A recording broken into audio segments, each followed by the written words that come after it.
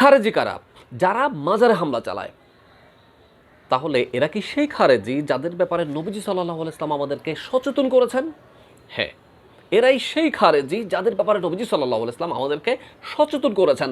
নবীজি সাল্লাল্লাহু আলাইহি ওয়াসাল্লাম বলেছেন তারা ইসলাম থেকে এমন করে বের হয়ে যাবে যাতে করে ধনুক থেকে তীর বের হয়ে গেলে আর ফিরে না আসে। ঠিক একইভাবে এরা ইসলাম থেকে এমন করে বের হয়ে যাবে আর তারা ইসলামে ফিরে আসবে না। নবীজি সাল্লাল্লাহু আলাইহি ওয়াসাল্লাম তাদের ব্যাপারে আরও অনেক কথা বলেছেন।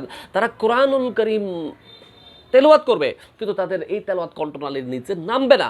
অর্থাৎ এই সেই খারেজি গোষ্ঠী যাদের ব্যাপারে নবীজি সাল্লাল্লাহু আলাইহি ওয়াসাল্লাম আমাদেরকে 1450 বছর পূর্বে সচেতন করেছেন এবং তারাই সেই খারেজি গোষ্ঠী যারা মাজারে হামলা চালায়।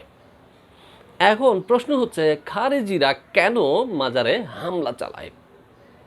দেখুন, এই পুরো উপমহাদেশে ইসলাম প্রচার করেছে আল্লাহর মহান ওলিগণ, যেমন আজমির শরীফের হজরত মুঈনুদ্দিন হাসান সিঞ্জিরি খাজা বাবা রহমতুল্লাহ আলাই, সিলেটের বাবা হজরত শাহ জালাল রহমতুল্লাহ আলাই, শাহ মখদুম রহমতুল্লাহ আলাই, খান জাহান আলী রহমতুল্লাহ আলাই, এই ধরনের মহান আল্লাহর ওলিগণ এই অঞ্চলে ইসলাম প্রচার করেছে। তখনও এই খারেজি গোষ্ঠী ইনিয়ে বিনিয়ে মুসলমানদেরকে ধোঁকা দেওয়ার জন্য যখন চেষ্টা করত, আল্লাহর মহান ওলির নেতৃত্বে তাদের অনুসারীরা ভক্ত বৃন্দরা এই খারেজি গোষ্ঠীদেরকে তখনও প্রতিহত করত।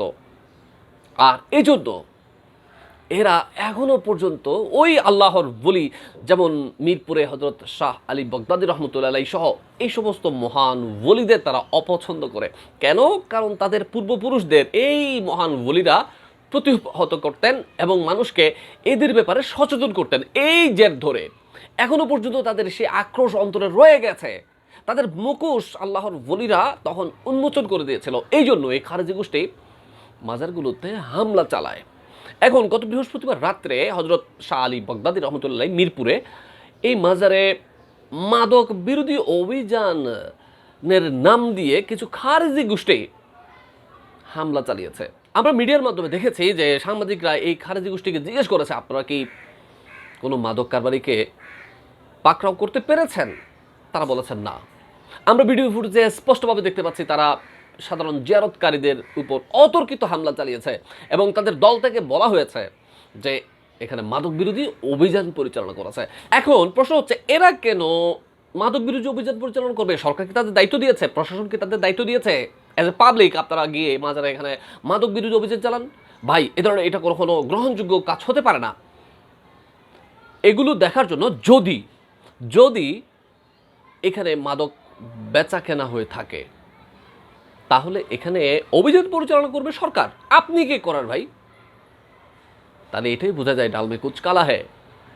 এখানে আসলে তারা মাজারগুলোতে যাতে করে আল্লাহর বান্দারা জিয়ারতে না যায়, মাজারগুলো অনিরাপদ করে ফেলতে তারা চেষ্টা করতেছে, এখানে মব সৃষ্টি করছে।